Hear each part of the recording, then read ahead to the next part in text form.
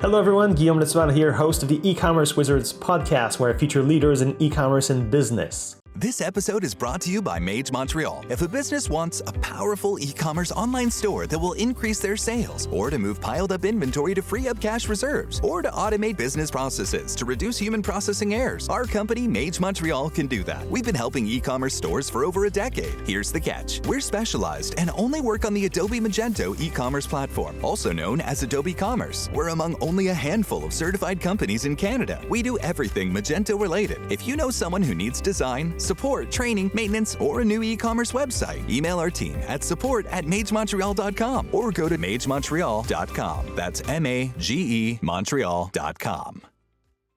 Today's guest is Joseph Maxwell, and I'm happy to have you with us today, Joseph. Good to be on here. Thank you for having me. Yeah, so Joseph, you won a few years ago the prestigious Magento Master Award, so congrats on that. I was not surprised at all to see it happen. So yeah, if somebody should get that, that should be you. Yeah. And Joseph's doing great work also with all the coaching and training for Magento developers. So like all our new employees, we just send them to one of Joseph's classes for training in addition to our own. So great work there. So Joseph, today we'll be talking about rescue projects for Magento, especially since we both have Magento expertise, but feel free to broaden the topic anytime you want. Before we start, can you tell us a little bit about yourself and your background as an entrepreneur? Yeah, definitely. So I started, I've been writing code for, I started when I was 10 years old and I'm 33 now. So that 23 years, that's a while. I won't say it was like any good for the first, 10, 15 years of my career, but, or whatever, my experience. I cannot call it a career at that point, but I had fun. I had an absolute blast when I wrote it for many hours a day. Back in 2011 is when I started on the Magento platform. I very much enjoy working with it, for the most part. And I have really, one of the favorite aspects of this is, as I've gotten in and built out so much of this training material, I feel like over and over again, it has helped me very much develop a very solid understanding of, I'm going to say almost every area of Magento. I know there are some areas that I still am weak on, and I'm not saying I'm the best anyway. It's just, I feel like it has forced me in a very systematic way to work through almost every area aspect of Magento. And I've loved it. It's been really good for me. So back in 2016, 2016, officially 2017, started the company SwiftOtter. And so we build websites on the Magento platform, similar to what I know you guys do. And the training side has kind of come out of that. So had a lot of growth over the past year or two, and just really excited to work with the people that I get to work with, and still build this training material out and help merchants and help developers both succeed in what they're doing. Right. And about the training part, as you said, like creating the training, I can relate to that part. There was one of those crazy guys who actually read the whole help file of Photoshop and every single button and every single thing. Yeah, so I knew the whole thing inside out back then. Good for you. Yeah, exactly. I know, because you go systematically, step by step, and you say, hey, there's no secret. If it's in the doc, I know about it now. And that's absolutely right. You go step by step like that. And also the certification process is, in most regards, more important than the certification itself. Of course, certification is just there to confirm you finally got it, but it's what you learn through the process that if you just self-taught, you might overspend some of your time on areas that interest you, and then you may have a weakness and blind spots. So if you go through the training, then you have to check every step of it. You're more well-rounded. It's better. Definitely. Oh, absolutely. And I think I've seen over and over again, even in an agency setting, there's so many people who are really good. And I'm talking about within the discipline of front end or the discipline of back end. Like they're really good at certain things and don't have a clue about anything about other things. And in that certification process helps round out that knowledge and provides, at least passable scores on some areas and obviously combined with the excellent scores that they get on other areas. So yeah, it's very good as far as forcing you to systematically work through the system. And you learn a lot. The extra productivity that comes from being certified and going through that process is tremendous. So yeah, I've yet to see any downsides other than it does take some time to work through that process. It does, but I've yet to see any downsides to making that type of an investment. Agreed. All right, so let's dive into our main topic, rescue projects. So let's say you have a merchant that has a disaster project. We're sorry to hear about that. I think we can explore many aspects here, like what you can do in the first place to try to avoid it. We can come back to that. But let's say you have a disaster project on your hand right now, or you're afraid it might turn into one. Like, what? How do you see this situation? What would be your advice to a merchant? To a merchant, my number one advice is communication. Every situation that I see can mostly be boiled back down to communication. Now, I mean, there are definitely clear-cut times where it's developer inexperience on a project, or mismanagement of one aspect or another, definitely. But at the end of the day, much of this boils down to communication, as far as kind of like the umbrella problem here. So for example, let's take developer experience, for example. One might argue that the project was oversold, like the developer capabilities were oversold, and we got into this issue, which is, you could boil it down to a communication problem. But so I bring up communication first because I believe that is the number one cause for problems, lack of communication. And communication, in my opinion, is one of the best solutions for problems. I mean, ways to get out of a problem is to communicate. So in this example, let's say, and I hate to even talk about this subject, but it's so relevant and so necessary, because kind of goes back to the training and why we are doing this. There have been a lot of projects that have been just completely mishandled and messed up. And a lot of it comes back to developer experience. They don't understand specific areas of the system. Oh, and there was a good example. Here's an example. We just recently took over a project that has a really complicated, you might say, configurator. A very well-known agency built this out. If I said the name, you'd recognize it. They built this project out, and as I was working through the code myself on this, I saw a number of situations where the developer did not use Magento best practices. For example, in communication from this configurator, which kind of lives on the front end, and then communicates via a web request back to the back end to like save information or fetch new information like pricing or whatever.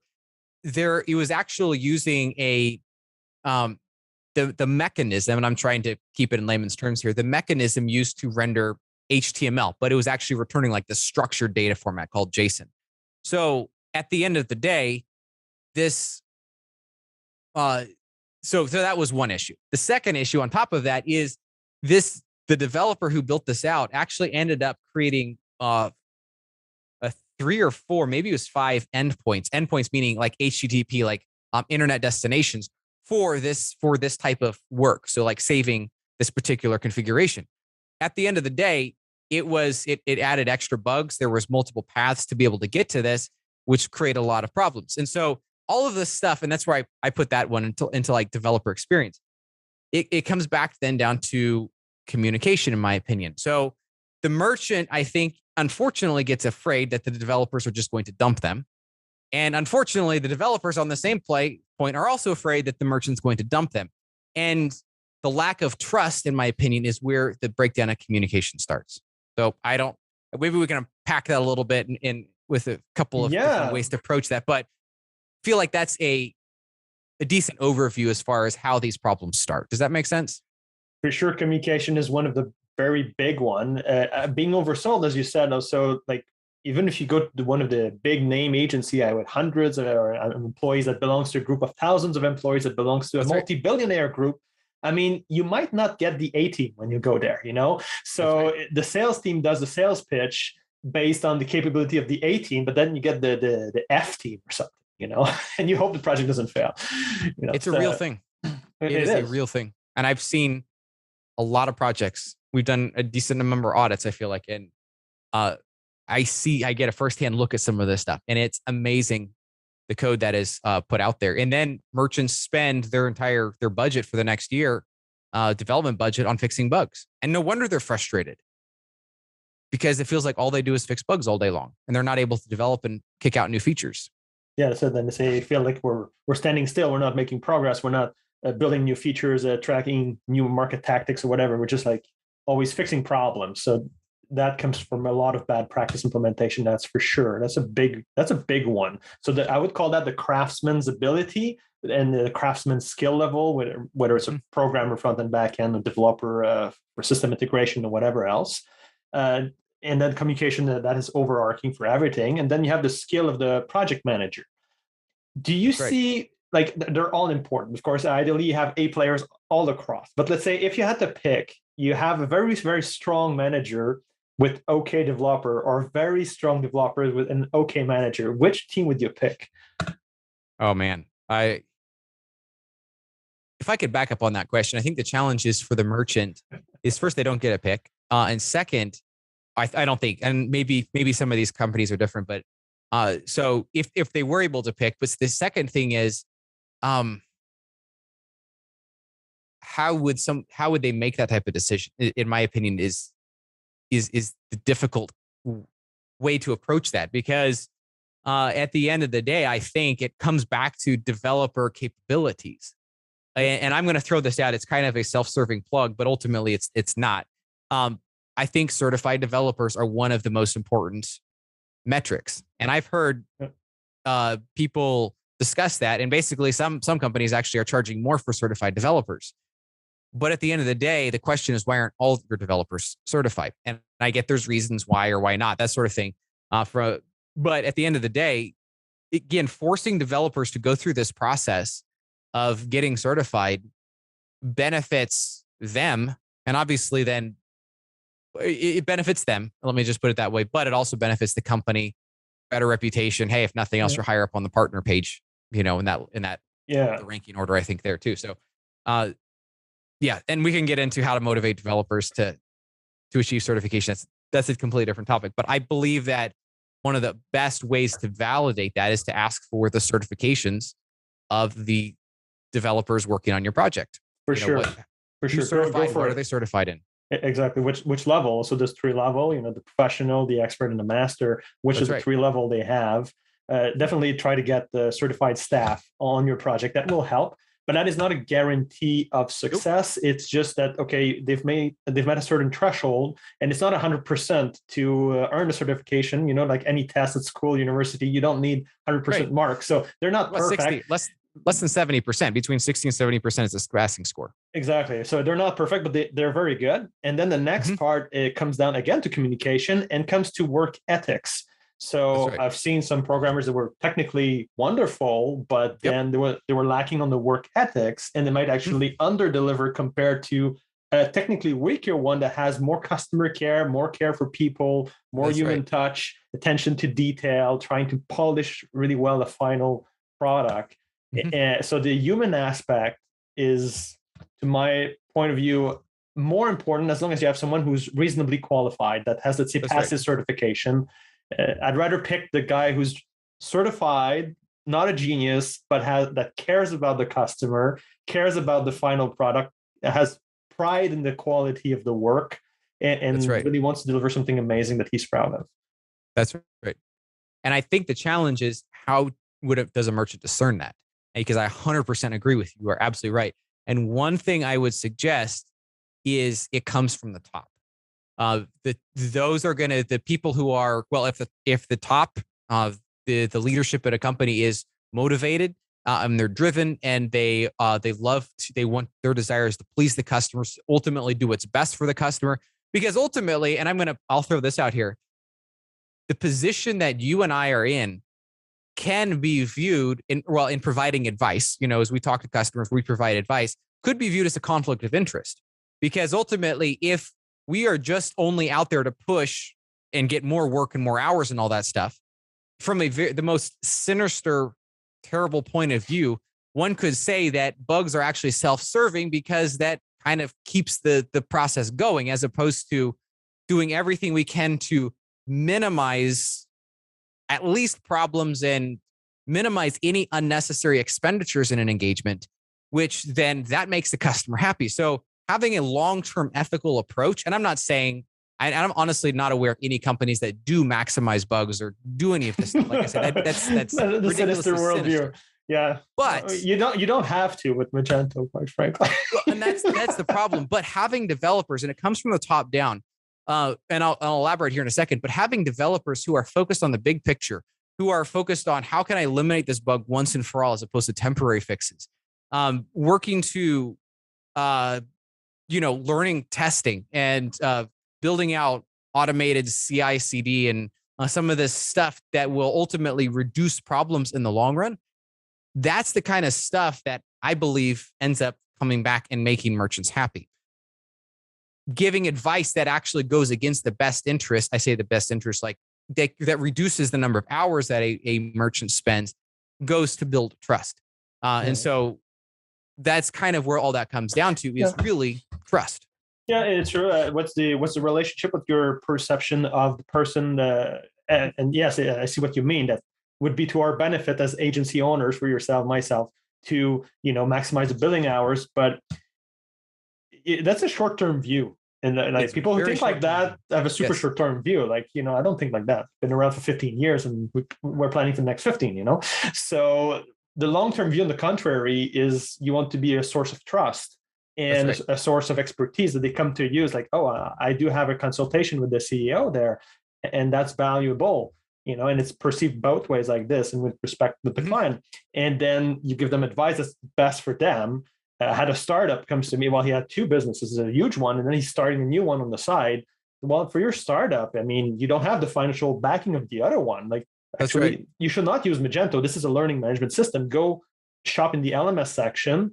That's right. And, and then they come back to us and they're like, wow, you actually turned down my project. Like, yeah, I did. I just did that. So that's it. You should not go for Magento. It's not the right fit for this. And then when they see that kind of integrity, and then they'll trust you way more in the long run. It's such a beautiful relationship. Absolutely. It's way better. And that's what it has to be. I mean, again, in some of these cases, we could talk about millions of dollars over the course of years. And, and it comes down to that mutual trust. The client has to trust the merchant, and ultimately the merchant has to trust the agency, the service provider. The service provider has to trust the merchant. It's a mutual trust. And when that happens, it works so well. When that stops happening, it's, in my opinion, it's best just to fire the client, fire this service provider. I know that's a harsh word to use, but that needs to happen sooner rather than later. In those cases where, and honestly, I will say that's one of the bigger mistakes that we have made over the course of time, is not letting a merchant go soon enough. As much as I wish we could help them, it's just, I know that there has been a couple of times where that I feel like that trust has been lost, and we've tried to regain it. We've done our absolute level best. And honestly, that trust is usually lost in our experience. And we take notes on this to help us learn and avoid these mistakes in the future. It comes back to communication. We didn't communicate. And and that's usually how that ends up starting to devolve. Coming back then to your other question that you mentioned about, or your other comment about a better developer team or better project manager. Well, that's where it's kind of hard to sacrifice on the project manager, because that, depending on the company, the PM is often, at least it is for us, I guess, and I know some other companies like this, the PM is the company is the person who builds that trust, who establishes that trust, who keeps that relationship going, who communicates on everything they're basically the face of this company to the merchant. And so having the right person as the PM is ridiculously important. And so, I would take the stronger. Of course, ideally, you take just the strongest team overall, the whole thing, if you can. But otherwise, the stronger PM, I believe, is more important because of that communication, clarification of expectation in the agile workflow. That would be like a senior product owner who will really deep dive into the user requirements and then the acceptance criteria and really follow through with all the technical solution and really map the whole thing. So it's like he's the glue holding all that together strongly, and keeps the customer relationship and happiness there. And if there's something wrong that because the team was not as strong, well, he's just going to rework it, or he's going to take it on himself. It's just like, no, we honor equality here. Just redo that. That doesn't get our signature on it, and just keep pushing the team as a coach. I believe that is the stronger the most important one. They're the amazing PM, and they're hard to find. They're just as hard to find as master developers, But ideally, of course, you get it all across the board. But that is also another signal. It's like as a merchant, you're evaluating, let's say, a new team. Well, do you have a very strong PM heading this? Yes or no? And then do you have very strong craftsmen, and do they have certification? That in a nutshell is the first due diligence verification. And then past projects, like, okay, what level of difficulty, of technical difficulty and complexity is your project at? Can you show me something of equal or higher complexity that you've done before? I don't care that it's a big name or small name. Don't show me that you've done a landing page for Nike. I want to see a super complex integration. And what was the most difficult project that you've done, and engineering problem that you've solved on it? Show me that and explain to me how you've solved it.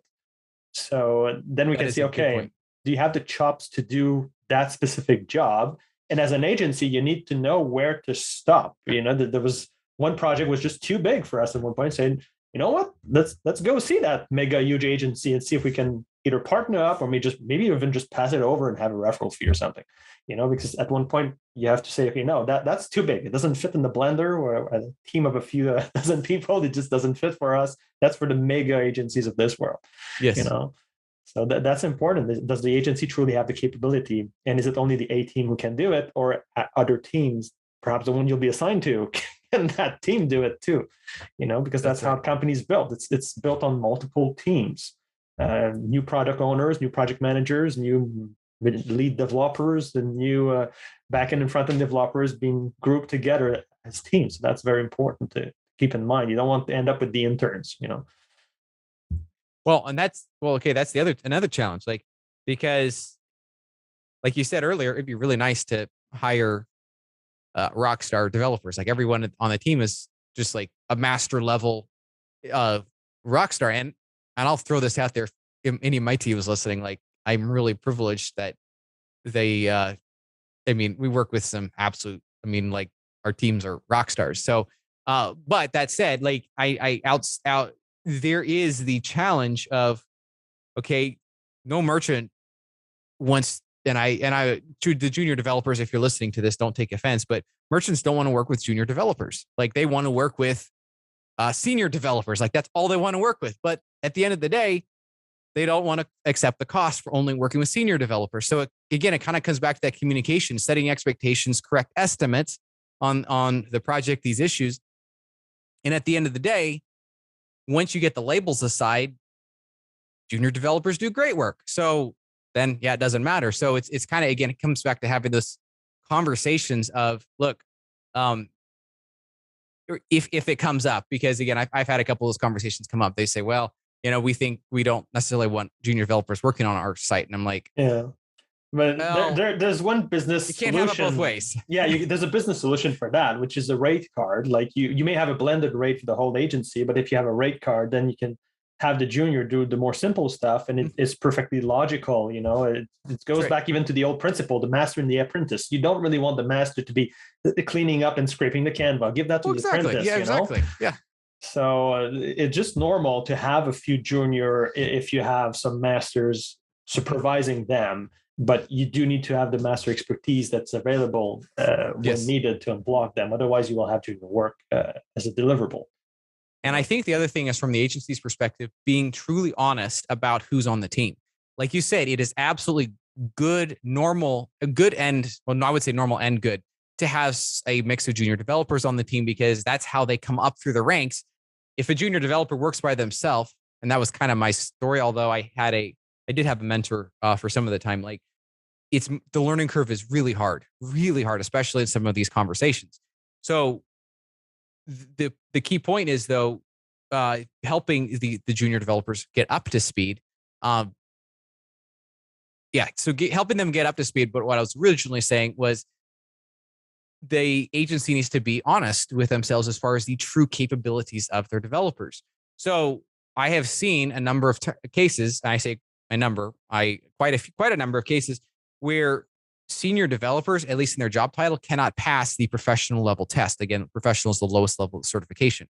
They cannot pass that test, which again means somebody's not being honest with themselves. And I would put it like, as an owner, it's easy for me to overstate my capabilities, and I have to work with that, or even some people like people I work with or whatever, like I want to be honest with myself, which allows me to be honest with my clients as far as where our skill level truly is at and what things we're very good at, what things we're decent at, that sort of thing. And so I think having those honest assessments and using certifications as somewhat of a barometer for the team's capabilities is, like you said earlier, and I completely agree. It's not 100% test, but it's I would put it in the decent category to kind of just help identify, call it job titles. Yeah.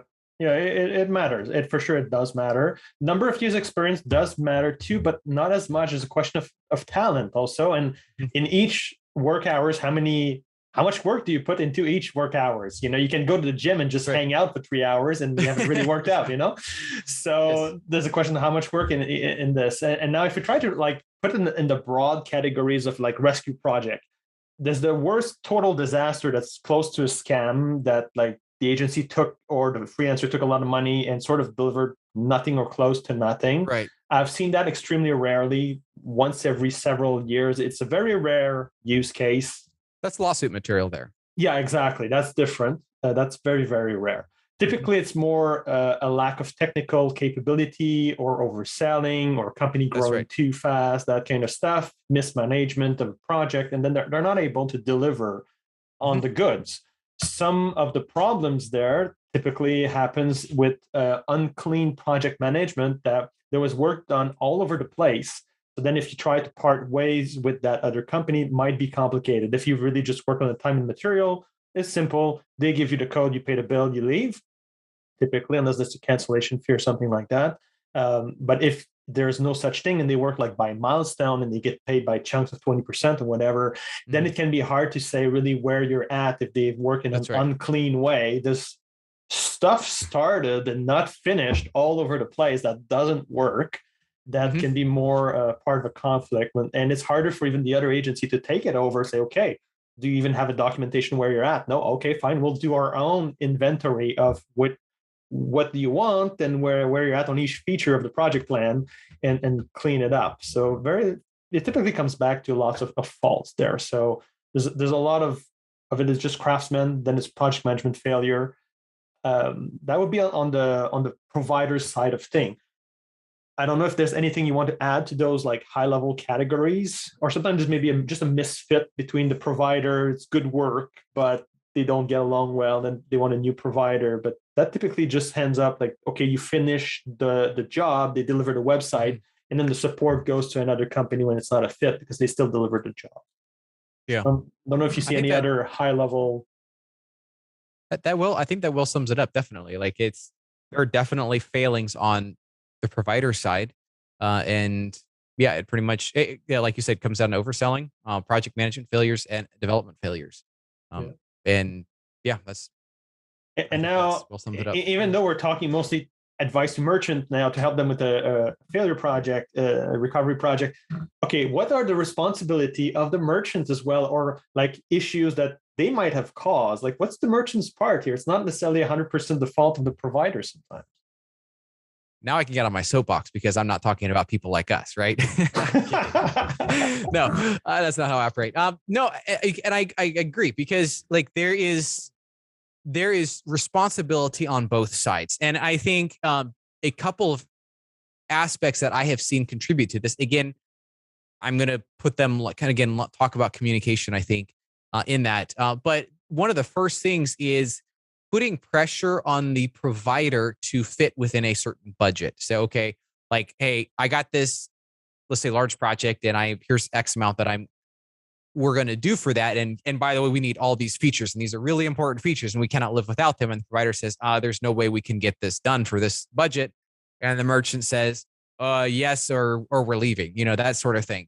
And depending on the workload of the provider, if they really want the work, they might try to sit down and try to, sharpen their pencil and try to get this project done. And the big project we just released here recently was, I think, a classic case. They're like, hey, we'll do discovery in the next phase, just sign here. And they get into the discovery phase, and they're like, well, aren't we supposed to ask this question? And they're like, no, that was before. So basically, we've already come down to the project, and here's what we're building for you, and you've already signed, and I think, and I don't know exactly how much in that specific situation was the merchant putting pressure on them, et cetera, like in that way, but trying to fit too many features into too small of a budget, I think is a no-go recipe for disaster from the day one.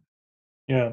Another one would be to not understand the level of complexity that goes in building this, because there are like millions of websites out there, and you may just like have a bit of magic thinking, especially if you're going like Amazon. Yeah, just like Amazon. Okay, but I wanted, real story. I want this better than on Walmart. Okay, what's your budget? Like, okay, 10K. Like, what? You want to do better in Walmart with 10K? That's probably like their weekly spending or something on the website. Yeah. Maybe even a daily. Who knows? I don't know their budget. An hour. Maybe, who knows? So like, there's a question of course, realistic or unrealistic expectation, but without going that far, can be just to understand, the level of complexity of the work that has to be done.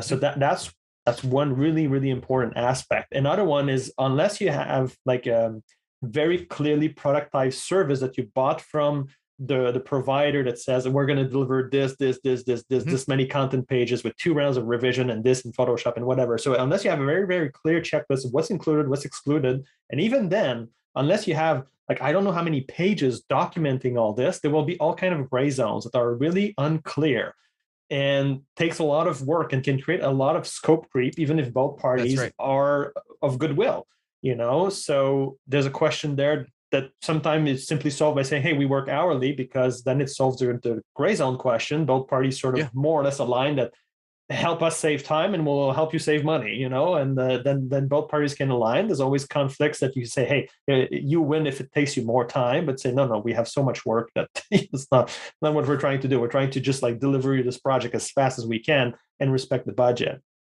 That's right. The amount of gray zone is unbelievable. And I've seen cases of like also trying to upgrade the project, or it's sold as an entry-level project. You could say it's trying to turn a Toyota Corolla into a Ferrari, but don't want to pay the upgrade price in between. It's like, it's like, this was sold as an entry project. Now we're trying to, as a template editing project, and say now you want a full custom for absolutely everything, and you want to reinvent how Magento worked and spin it on its head. So that's another one. Yes. Oh, I get absolutely, and I think it comes down to expectations. If the merchant sees the provider as expert practitioners, which should be the case, and the merchant should be worthy of being seen as an expert practitioner, then I think that can work just fine, because they will say, okay, well, this is what is being stated as being necessary in order to accomplish this feature. Okay, that makes sense. I understand. Okay, I'm going to pay that. And I totally agree with you that there are, on any site of almost any size, there's so many gray areas, and there has to be that understanding going into it that as best as we're going to do to try to nail all this stuff down, it's not going to be nailed down. Plus, as you actually see it, and as you're actually like, hopefully there's mock-ups involved in that discovery phase. But as you actually put your hands on it and click around it, there's probably going to be stuff you want to change. And so having that understanding that there will be change orders, and we're going to work through this process. It's a long, it could be a months long or even years long involved process to get the site kicked out the door. It's not going to be just something we can flip a switch. And I think that comes back to another point from a merchant's perspective, which I do evaluate as I'm talking to a merchant, is how reasonable are they? It's from a perspective of, we're going to make mistakes, and are we going to be able to work through that mistake? Or, when it comes to scope creep, are they going to understand? I say reasonableness, kind of understanding, kind of put together. Are they going to understand that we're trying our best on this, fixing this bug or implementing this feature, but it is taking longer than what we thought? And that's again where communication comes back in, because if we get to say 98% of the budget for this, and we immediately call them up, and we call them up at that point and say, hey, we think we're going to have another 50% of budget needed for this particular project, that's where you start putting on the brakes real hard, and we got some big problems. Versus if that is communicated earlier, much earlier, hey, do we want to stop this? Do we want to back out on this feature? Do we want to put it on hold? Do we want to space it out over several months? All of that stuff is important. And one other aspect of this, and I think it applies a little bit less to new projects as it does maybe a little more onto maintenance, is budgets. I believe, from my perspective, merchants shouldn't be afraid to share the budget with the merchant or with the provider, provided they trust that provider. And I think, again, that's kind of those first initial conversations. I always bring up budget because when we as a provider know the budget that you're going for, that you're going to be happy to spend, we will stick within that. And even for new builds, depending on whether they want it to be metered out and that sort of thing, that's where it becomes relevant as well. Those budgets are absolutely key because, for example, let's say in the onboarding phase, the merchant throws over 50 tickets and says, hey, all these are really high priority and we got to get them fixed as soon as possible. Well, then they get hit with a $50,000 bill or whatever bill. And they're freaking out. Like, well, that's way too much. We don't want to spend that. It's like, well, but you wanted us to work on all these and we provided you estimates. And there's kind of a disconnect. You approved all the estimates and you did. Yeah, but I didn't know it totaled to that much. Well, guess that's right. What? It does. So that's a funny one. It's like, if you approved all the estimates one by one, it's your responsibility to keep track of the total, That's right. You did provide written approval. I've seen that. But that's where the project manager comes in, because the project manager, if the budget has been discussed, or if the budget has not been discussed, the project manager should be keeping the client apprised as far as spend. If it's really a project, but I was thinking support, like you were saying, for exactly. support. Yeah, well, even on support, yes. Yeah, exactly. Anyway, that's funny. Like when I place an order, I know I've placed an order and I know I'm going to pay this. Right. Like, whatever. That's just a funny story. But yeah, okay. No, it's a legit story. It is a legit story. Don't get me wrong, Gary. I know. We've lived it too. So it's an annoying story. But it's funny that you have to even spell it out. But in a way, it's like, hey. Otherwise, most providers will work hourly and not per project based. Or they may have an initial project base for something and some kind of initial offer, and then they will go hourly after that. That's so right. on the hourly side, for any project, you have to decide what's the most important, what's the priority number one, and you cannot have three. There's only one. So it can be either the budget must absolutely be respected. Let's say as a client, I have round number, let's pretend $100,000, that's it. It cannot go over. It was a loan actually from the bank, whatever. Mm-hmm. Okay, so it can be the budget, or it can be the timeline. It must go live by June 1st or whatever. Okay, because it's an event and this and this after. Okay, or that's right. Or it can be the list of feature. We must have all those features. We cannot compromise on that. But you cannot have all three as priority number one. So you will have to pick which of the three is priority number one. We don't move the timeline, or we don't move the budget, or we don't move the features list. Because the most frequent one would be to say the timeline. For most merchants, it's the question of timeline is most important for a company of reasonable size. And the budget, as long as it stays reasonably within the range-ish, tends to be okay to have a bit of flexibility there. And maybe we can sacrifice one or two features that we thought were must-have. Finally, maybe they're just nice to have, or we could have them in phase two. So you have to pick which one is number one priority, because otherwise it's a recipe for frustration, disaster, useless drama, unproductive drama. Because there's only a fourth one of this, which is your provider's cost and profits, or lack thereof, if you just start to squeeze them, and then you start having that super toxic relationship of trying to lead the provider or something like that. So a healthy relationship, feel that they do. It will change how they treat the client. They'll start cutting corners and whatever, because they just want to survive. And that if typically is just a failure on other level of strength of character, of communication, of legal contract, clarity of proposals, stuff like that. That's right. And it was always preventable typically when it gets there for any businesses. But anyway, that's it. You have to pick one of the three and stick to it. Which one's priority number one? And that's where it comes back to being reasonable. Again, I think that, in my opinion, it well encompasses this whole idea, because you have to understand there is X number of hours to get this done. Now, I mean, you can flex that number of hours if you flex it down if you hire more qualified people, or you flex it up if you hire I say qualified, people who are more experts or not, what I mean? So that's an option, but chances are your hourly rate's going to be affected at that. And it's hard to find a company where you have enough people on staff that are, call it, of expert or master level, if I could use a certification terminology, that's not going to be just ridiculously expensive or have rate cards, that is associated with that. So again, it comes back to that understanding. It's just going to take time to work through this, and it's going to take time to build the project. There's going to be some bugs. Hopefully they're going to be minimal, but there's going to be some bugs. There's going to be some problems. It's unavoidable. Even Apple with an army of testers will have bugs after release. So it's unavoidable bugs. It's not if there will be some. It's just a question of how we handle them. And we give them like a 30-day free bug fix warranty after the publication of the work, just for inspection, and then we'll just fix it, So it's part of the game. Bugs normal, but how you handle the problem, and then you fix it. Absolutely. Yeah.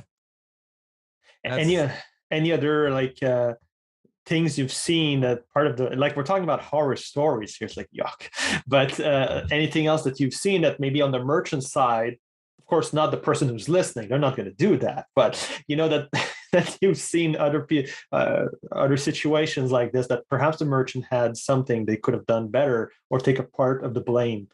Any more of those situations? Communication is really the biggest thing that I have observed from a merchant's perspective. And we was a merchant recently. We took over the project, and they were taking the blame, at least partially taking the blame. They were partially taking the blame for the failure of the previous project because of the lack of communication and the expectations they had for this project. Again, I think those were somewhat inappropriately set by the previous provider. But I think being incredibly clear with expectations on an even a issue by issue level. Okay, this is exactly what we are looking for. And one little hint for merchants that are listening to this: if you want to reduce the number of developer hours when you're in maintenance mode on a ticket or whatever, make sure you have a very clear replication scenario. And that's something we push for all the time. Because if we don't have a clear replication scenario, we get in there, we'd want to do our best to, in understanding where you are at, whoever submitted the ticket, and understanding if you don't have a lot of time, you're probably not going to give us a whole bunch of details. So we're going to go in and try to figure out these details, which just does take time. So if the merchant's okay with that, perfect, fair enough, no problem. But depending on the merchant, if they're more cost conscious, that can over time add up. So make sure to do that. But yeah, clear expectations on these tickets, well-defined acceptance criteria is another thing. If the provider helps you with that, great. Throw your own first edition of acceptance criteria in this for each one of these phases of the build or the different aspects of the build. That's, again, being very clear what you expect out of this. And then if the merchant doesn't live up to that, well, then find out why. And, you have those conversations and have those conversations. But I think those are the couple last things I would want to mention. Yeah, for sure. If you want to save on cost, as clear as your explanation can be, and how can we replicate the bug, in which scenario did it happen, on which page you're at, and give the URL. Were you on your phone? Were you on your desktop? Right. Especially if we don't have a screenshot of it, and so on. So for sure, you're going to save money. If you're in a rush, fine, but the bill's going to be higher for them to. First of all, they have to replicate the bug before they can fix it. That is right. For sure a first step there. Okay. So now let's say as a merchant, you've heard all this, okay? Some tips on how to pick maybe a new provider. Anything else about how to choose the next provider? So we sort of covered that, okay, it needs to have good communication, strong PM, certified developers, a company that does not overpromise on its abilities and sort of knows its own strengths and limitations. Can it really take the project? Who will work on it really? Okay, you have one certified guy, but will I get that certified guy on my project? That's right. Okay, so we're getting there. Clarification on billing. Juniors can be fine for some tasks. You can save money sometime with juniors. Sometimes they might need more time, but you just need to assign them to the correct task. And actually, it can be good sometime. And that's how they up level. And that's one thing, again, comes back to understanding. That's how junior developers get better. And depending on the company, they might discount or have a different rate card or whatever. But that's how this junior developer gets more capable. And the more capable people you have on your team, the better you are off. So it's ultimately a big win for the merchant themselves as well. Yeah, you need in the long run. trust. Yeah, you need the trust in the relationship and so on. Yeah, certified Magento agency, Adobe now agency. That's good. But again, back to who's going to work on it. That's important too. I think that That's that right. covers a high level, really lots of things. I liked what you said earlier about past experience, and I also like the perspective you took on that. I think that it can be a mistake for merchants to say, "Have you done this project before?" Like for somebody else, and as opposed to saying, "What level of complexity are you all comfortable with?"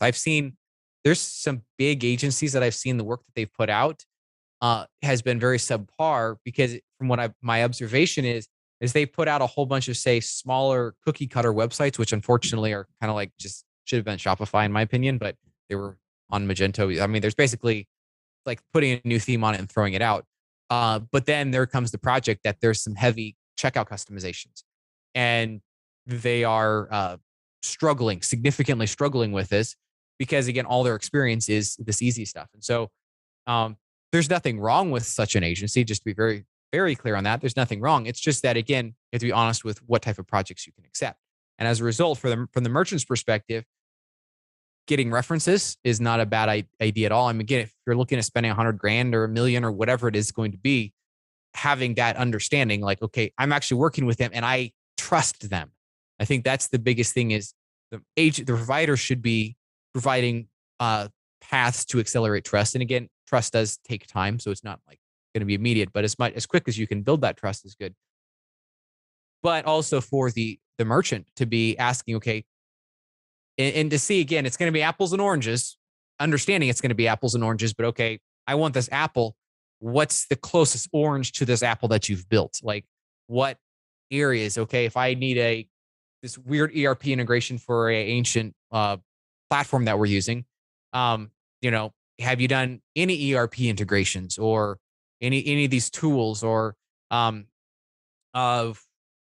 and if not, okay, well, is that going to be an issue? Have you done any integrations with anything at all? Like, I mean, just trying to broaden the scope of an understanding as far as what level of expertise they have on some of what seems to be the more thorny issues of a build. Yeah, exactly. Very often merchants tend to overvalue, like, oh, we're a grocery. Have you ever done a grocery website before? That's right. It's like, that's not relevant that much, unless maybe for a marketing agency, they can speed up their marketing if they redo a lot. Same. It's also good for sure. It cannot be bad to have done similar things, but then you can say, okay, on which ERP are you? Let's pretend it's Epicor or whatever. Okay, well, we've integrated Epicor. Okay. And then you can say, what else do you need from a technical point of view? Well, a home page, a product detail page, a product listing page, a normal checkouts. Like, well, guess what? We don't need any kind of grocery experience to fulfill this. You're That's the right. Same as every other website from a technical point of view. We'll just have a different branding and logo on it. So it's part of the assessment of technical capability of that firm there. Absolutely. Yeah. That's well put. Good job. Yeah. Yeah, I agree. And then it will be a question when you transition from your current provider to the new provider. Let's assume that goes well, the clear settlement for, okay, handing over the code, handing over the Git repo for the version control stuff. And then you have the financial settlement with them, what's fair. And then you're ready to move on with next agency. Well, next agency will work hourly. Like nobody takes over a past project on the project base with flat rates. Like, no, like this is okay. We'll take back the construction field as is, sure, but it's hourly. And then you want to really box this module per module, section per section. Okay, let's really nail the homepage. Let's finish this thing. And then okay, we'll check done with the homepage. Now let's move to this one. Let's move to one module at a time and try to reduce the scope to what many will call the minimum viable product. You could upgrade that a little bit to the minimum lovable product.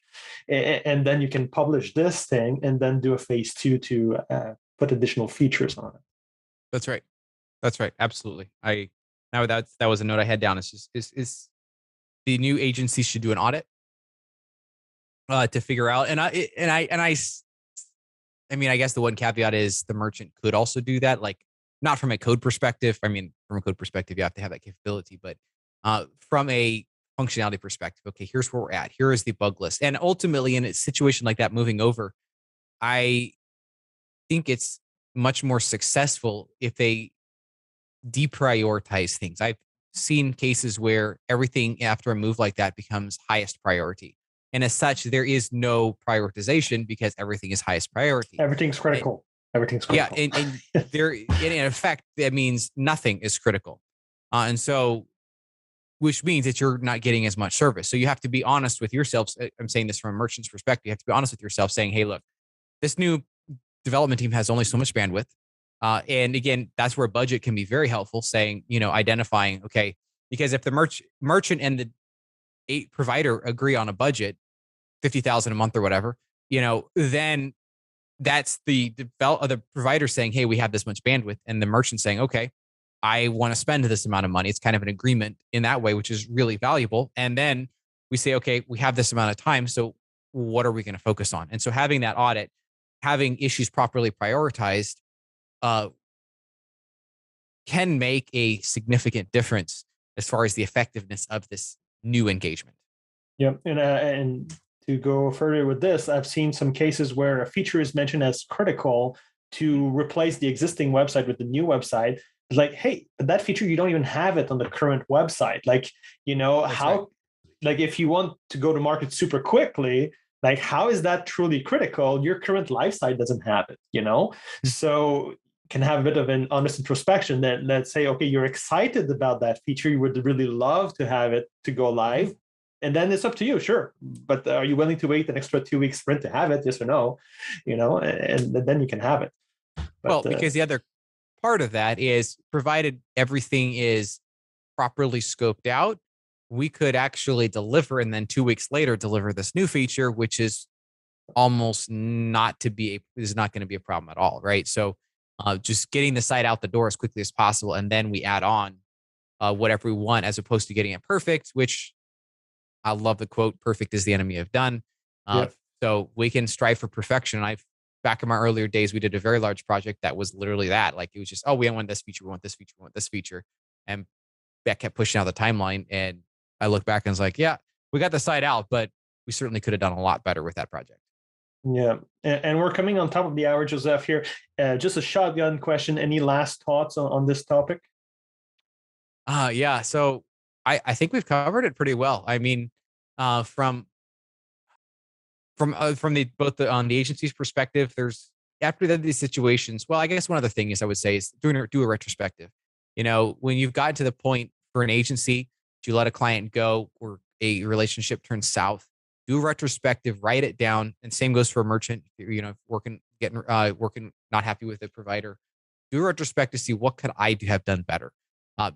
Your memory will be no fresher than it is at this very moment, and you write it down, and you will have hopefully an honest assessment of what you could do better, because it obviously writing down acknowledges that you had some part in this, because it's true. It's true. Write it down, and then hopefully you reference it later in your next engagements.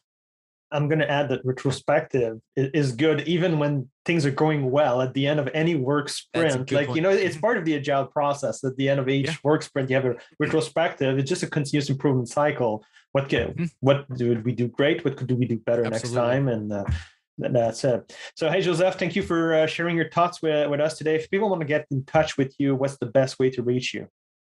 Go to our website, SwiftOtter.com. You can contact us there or shoot me an email, joseph@SwiftOtter.com. All right. Thank you, Joseph. Thank you.